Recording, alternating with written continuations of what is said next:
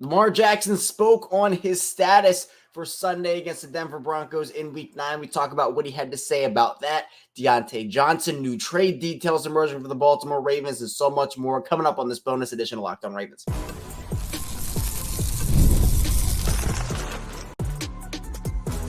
You are Locked On Ravens, your daily Baltimore Ravens podcast. Part of the Locked On Podcast Network, your team every day.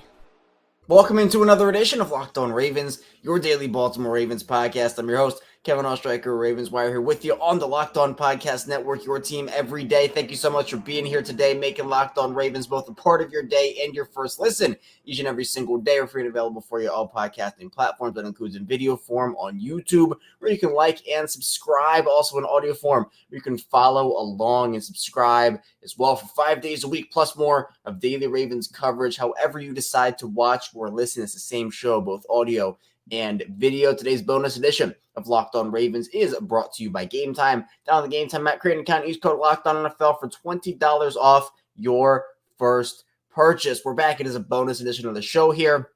Hopefully everybody's having a good start to their weekend as we dive into a lot of Ravens storylines that happened over the course of Friday. Look, we talked for Friday's episode about Lamar Jackson missing the first 2 days of practice of the week. You know, how is he going to practice? Is he going to practice? What's it going to look like?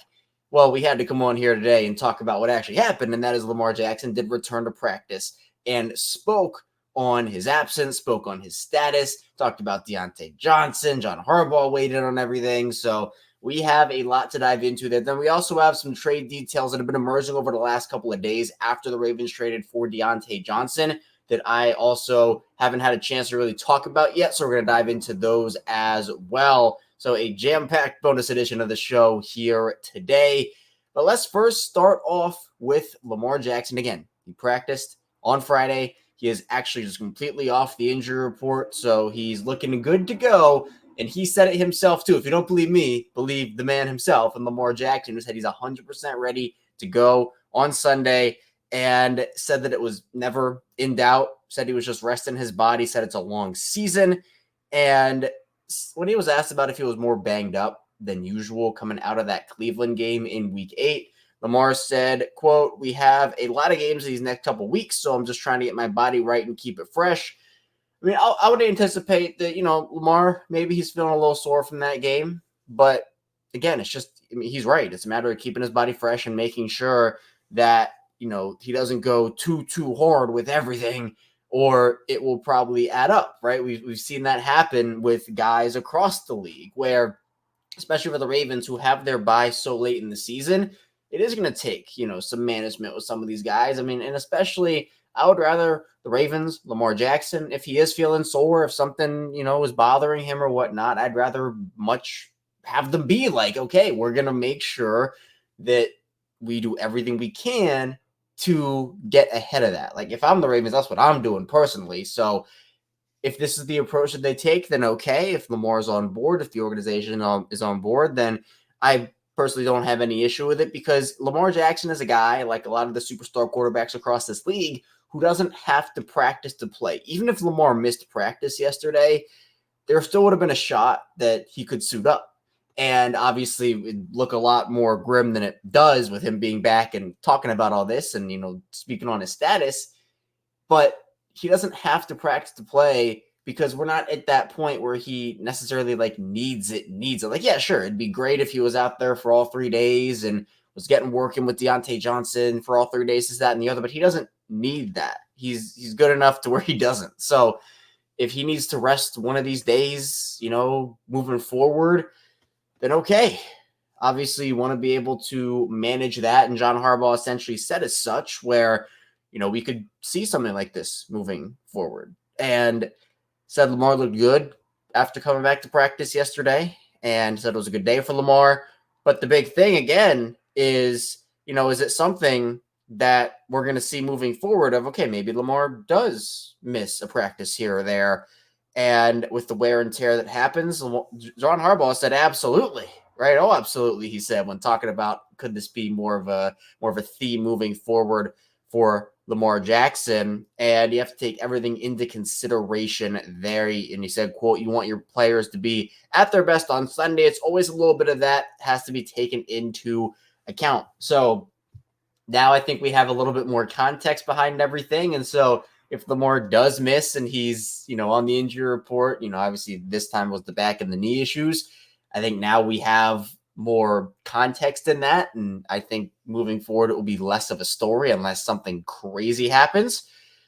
But I'm glad Lamar's back at practice. He seemed to be in very good spirits during his media availability. He was jumping around during practice, based off the clips that are out there. So, everything seems to be good for Lamar. Very glad he's okay. I know there was a lot of uncertainty surrounding the whole situation. So for Lamar, everything is good. At least it appears that way. So no Josh Johnson game here, it looks like, and thankfully so for this Ravens team on Sunday, because they are going to need Lamar Jackson to get out of the rut they are currently in, which again is only a 1-game losing streak, right? They had a 5-game winning streak. Obviously, a lot of that credit to Lamar, but he was very adamant throughout his whole press conference that, look, he was just resting his body. That was the whole mindset here. So again, maybe there's something else going on. Maybe there's not, but, we can really only take what Lamar himself and John Harbaugh are saying. And, we can make interpretations as that and the other, but being back at practice is a huge deal. And I know the conversation, if Lamar wasn't back at practice, would have been not as good. And he would probably been listed as questionable, and we'd probably be taking this down to the wire for Sunday at 1 p.m. But again, just completely off the injury report now. So again, he's in line to start on Sunday. And you love to see that, because he is obviously the lifeblood of what they do on the offensive side of the ball, and the guy that makes the gears turn on that offensive side of the ball as well. So I'm glad Lamar got the opportunity to go up there, kind of say what he wanted to say. It wasn't like he went into such detail that we know everything about the situation, right? He just made it clear, okay, he's 100%. All right. He's getting ready to play. All right, cool. I'm glad he was able to say stuff along those lines. But for me, I think that with the Ravens having their bye so late, they might have to do something like this with a lot of guys. Lamar is not 23 years old right now, right? He's 27. He'll be 28 in January. And again, I'm not calling Lamar old, please. I'm not saying that whatsoever. But you just want to be able to make sure that your star players can get through the season, right? And that would have to include, obviously, guys like Lamar Jackson, right? So I'm sure he's sore. I'm sure that, him taking hits and him doing this and him doing that, like all guys, right? Everybody takes hits. Lamar's probably sore.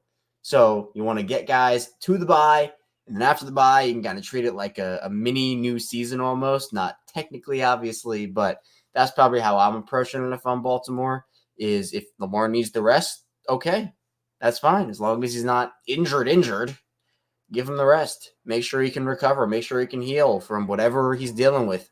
That is the route that I would 100% go. But again, Lamar suiting up on Sunday, it appears. Very good news for the Baltimore Ravens. But that wasn't the only thing Lamar Jackson talked about, not just his status. He also talked about the acquisition of Diontae Johnson. So coming up, we'll talk about what Lamar had to say about his newest pass-catching weapon. Stay tuned, a lot to get to on the show.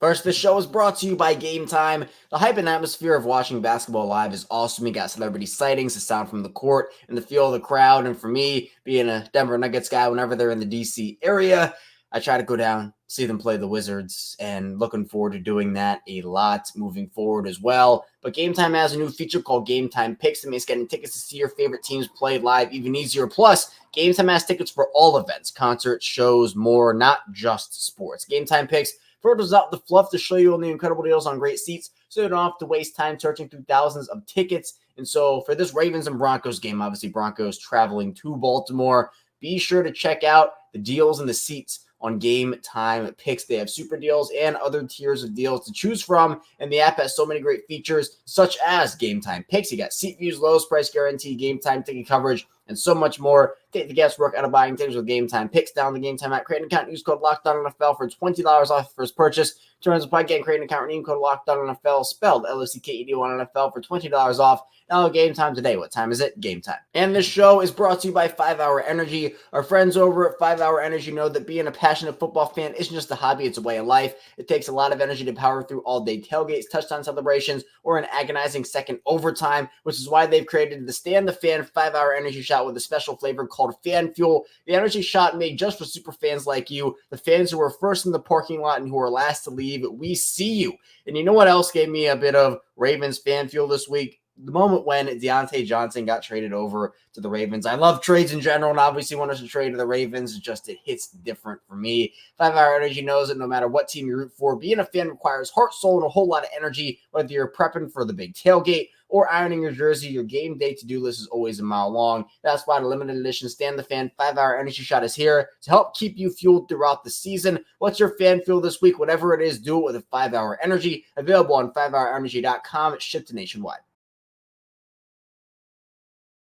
We're back, our second segment, Locked On Ravens. Kevin Oestreicher here with you on this bonus edition of the show. Again, appreciate everybody for being here today, making Locked On Ravens a part of your day and your first listen each and every single day. We just hit 9,000 subscribers over in video form on YouTube. Really appreciate all the support. Next up is 10,000, so be sure to like and subscribe. And also in audio form, that community grows every single day. Really appreciate the audio community as well. It's the same show, both audio and video, but we have two super passionate Locked On Ravens communities, and I absolutely love it. So thank you for all the support. Tell a friend, tell a family member. Always love the word of mouth. That is still a thing, by the way. I know, we're in the age of social media and spreading word through there, but hey, word of mouth works. So if you know someone who is a Ravens fan or just wants some Ravens content daily, be sure to send them over our way here on Locked On Ravens. Now, we talked about Lamar Jackson and him talking about his body, his status, his injury, whatnot. Well, that's not the only thing he spoke on. Obviously, the Ravens made a trade earlier in the week, acquiring Diontae Johnson from the Carolina Panthers, and Lamar is very excited about Diontae Johnson coming in here. He was asked about the move and his reaction, and he said, great pickup. He can get separation like our other guys. We just have to see what he's made of. He's over here in Baltimore now. Obviously spent a lot of time with the Steelers. Was asked about him being from South Florida, and Diontae Johnson is from Tampa, which is not South Florida. And Lamar made it a point to say, hold on now. Lamar said he's from Tampa. That's not South. He's from Florida. We love all of Florida, but South Florida is different, Lamar ended up talking about, and went back again later in his availability. He was asked if he had taken notice of Diontae's game while Diontae Johnson was in Pittsburgh for those first couple years of his career.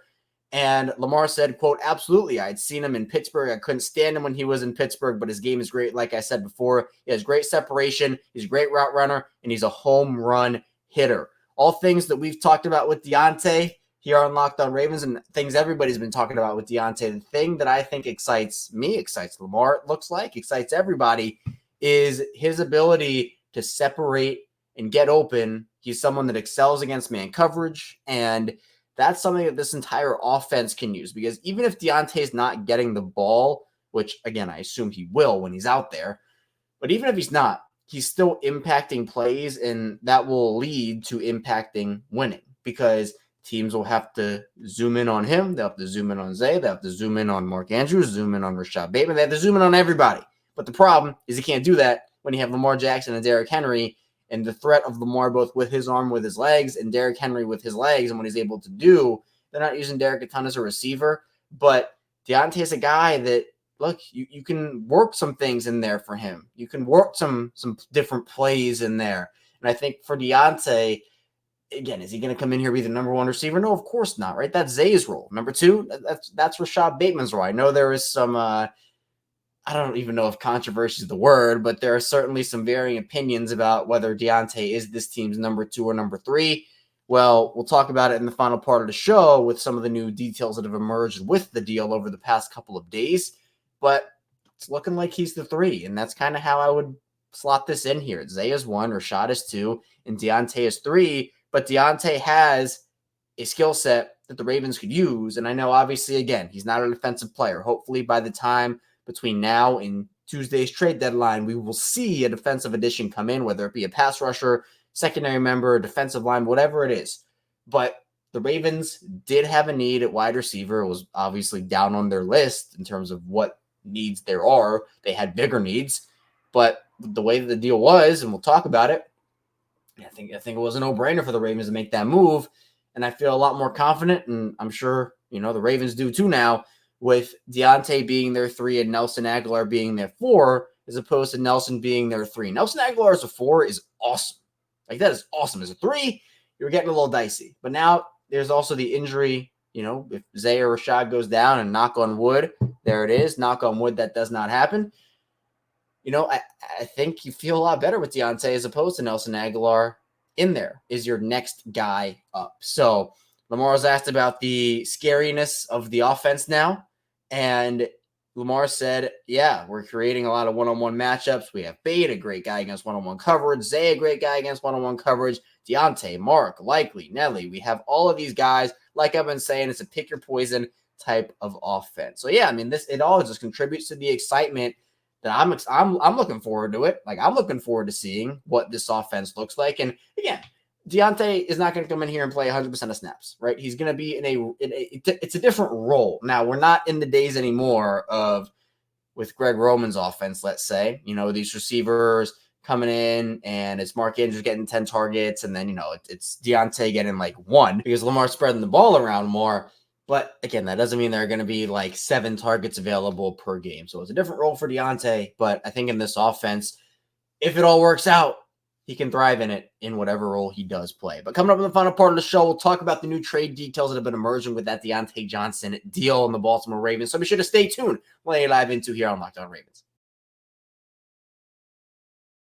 First, this show is brought to you by FanDuel. Get ready to tackle the NFL action with FanDuel, America's #1 sportsbook, because right now new customers can bet $5, get $150 in bonus bets if you win. The FanDuel Sportsbook app gives you everything you need to place live bets on the NFL all in one place. So when you get $100 in the middle of the game, you can track the latest stats, your live play-by-play, and so much more on the same page where you place your bets. Just visit FanDuel.com to join today. You'll get started with $150 in bonus bets if you win your first $5 bet. That's FanDuel.com. Never waste a hunch and make everyone more FanDuel, an official sportsbook partner of the NFL. We're back. Our final segment, Locked On Ravens. Kevin Oestreicher here with you on this bonus edition of the show. Again, appreciate everybody being here. We're in November now, which is absolutely crazy. Thank you again for making Locked On Ravens a part of your day, your first listen each and every day. After this game is done between the Ravens and Broncos in Week 9, we will be more than halfway through the 2024 season, which is still just absolutely crazy to talk about. We're going to have a lot more content coming your way here on the show. Of course, tomorrow we'll have our game day episode coming out at 6 a.m. doing a full preview of the Ravens and Broncos game. And of course, after the Ravens and Broncos game, we'll be live right here on Locked On Ravens, breaking it all down. Win, lose, or tie, but hopefully not tie because we despise ties over here on Locked On Ravens. But then we have the trade deadline coming up on Tuesday. Assuming the Ravens do make a move, we'll be live when the Ravens make a move. And then after the deadline is over, we'll probably be live after the fact. We're still kind of working things out, how that's going to go. But we'll probably be live talking about an overall grading of the Ravens deadline. But I'll have more information on that as we get closer to it. But it is just a couple days away at this point now. But with the Ravens trade for Diontae Johnson, obviously there were a lot of moving parts in this deal. And Josina Anderson ended up having a lot to say about the deal in terms of what she has heard about kind of the nuances of it and some new trade details that she has heard over the course of the process. So I'm just going to read out her tweet here. Very informative. She says, quote, "I'm told Diontae Johnson's trade acquisition does not reflect a change in the view of Zay Flowers and Rashad Bateman as the team's current wide receiver 1 and wide receiver 2 per source.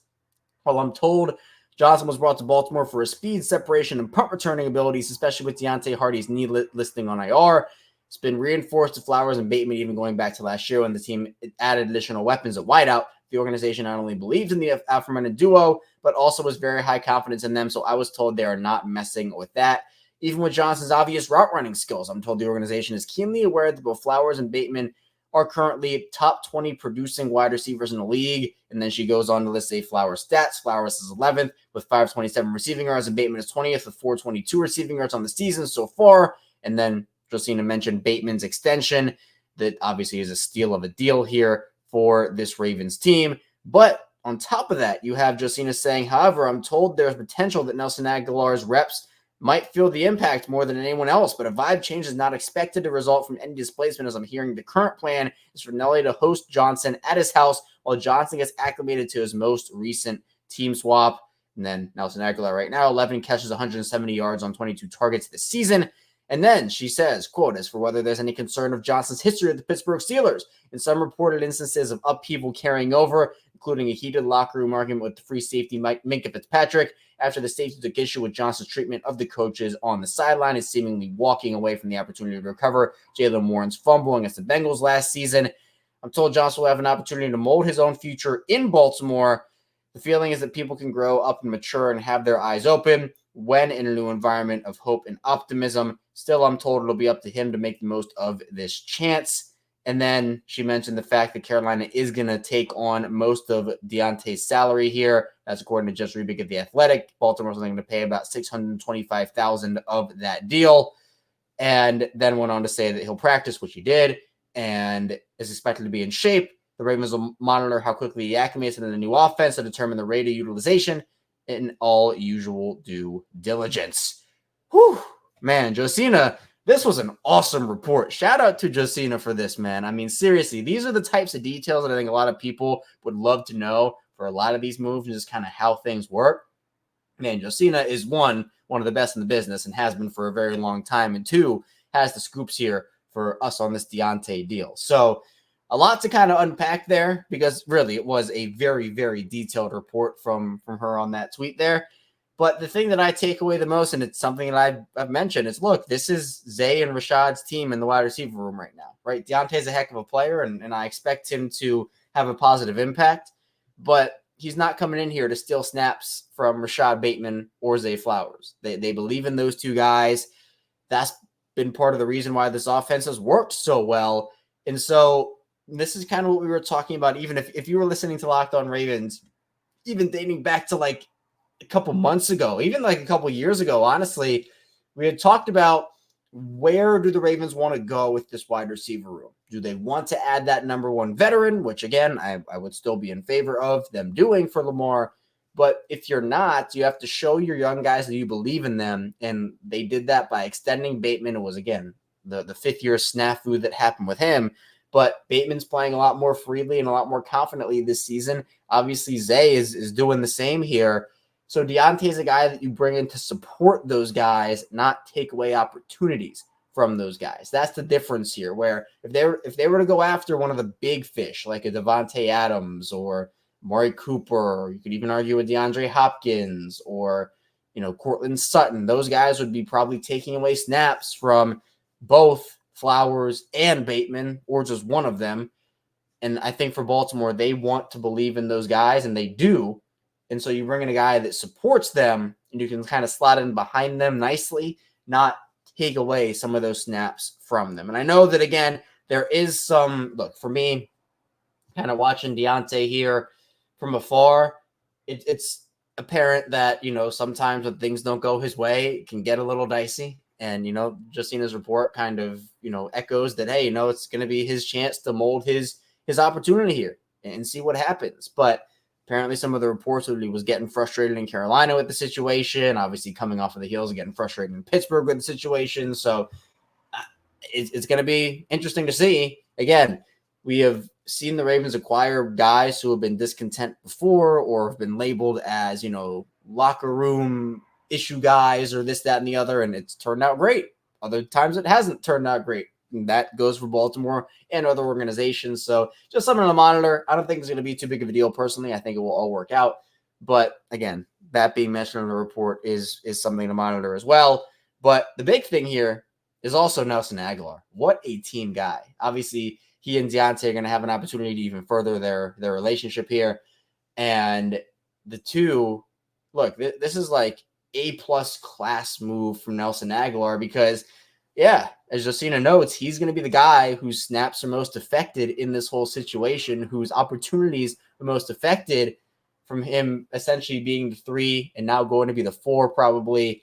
But, he's kind of taking one for the team here in the best way possible. There's not going to be any discontent, it appears. And it's just such a huge thing that the Ravens have that culture and that Nelson himself is the type of dude that he is, because this is just absolute class move from Nelson Aguilar. Have to give all the respect in the world to Nelson here as he helps Diontae get acclimated to his new situation. Then you have Adam Schefter talking about, and I kind of met a lot of people have mentioned this. I think Adam's clip got the most viralness, if that's a word, out of this whole thing. But what I kind of said when the trade happened was, look, the Ravens got a 6th alongside Diontae for that 5th rounder. You're not even moving, back that many spots.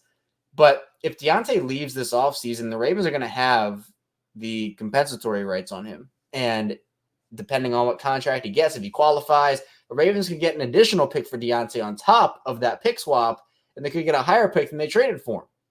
So it's just like it's a win-win-win for the Ravens. And the only way this is a lose trade for the Ravens is if, again, it doesn't work out off the field, or Diontae has this huge moment on the field that is terrible. But this is a very low-risk move to me. There are only a couple of ways this doesn't pan out.